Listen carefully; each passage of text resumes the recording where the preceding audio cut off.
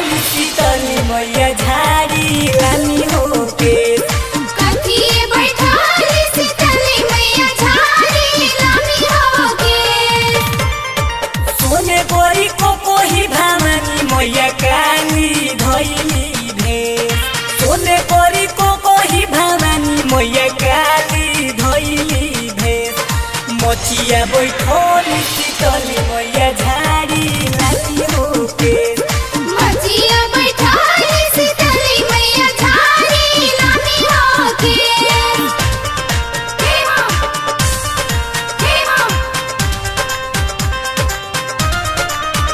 मां mix by Sukesh सुरीला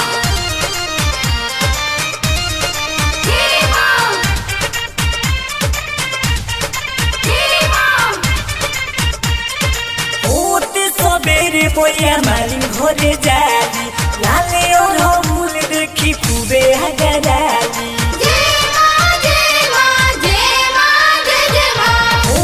सबेरे मैया मालिन घरे जाली लाले और फूल देखी खूबे हगराली निमिए के झूलो आप मैया झूलेली हर में निमिए के झूलो आप मैया झूलेली हर में मचिया बैठल शीतली मैया झाड़ी लानी होके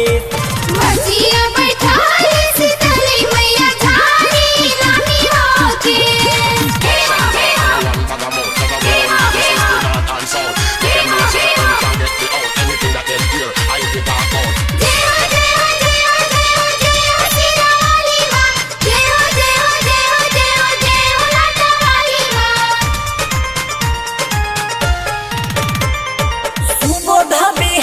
माई पूजेला पावे संगम सुमित राउर भजन के गावे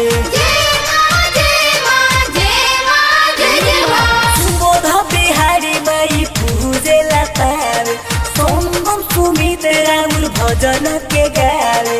अरे दोरो सोन रोज जाई के राजन औरी सुके अरे दोरो सोन रोज जाई के राजन औरी सुके मचिया बैठल शीतली मैया झाड़ी लानी होके मचिया बैठल शीतली मैया झाड़ी लानी होके सोने परी को कोही भामानी मैया काली धैली भेष हो सोने परी को कोही भामानी मैया काली धैली भेष मचिया बैठल शीतली मैया झाड़ी लानी होके मचिया बैठल शीतली मैया झाड़ी लानी होके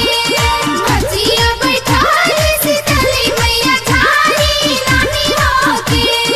मचिया बैठल शीतली मैया झाड़ी लानी होके रिकॉर्डिंग स्टूडियो दिखवा दुबौली।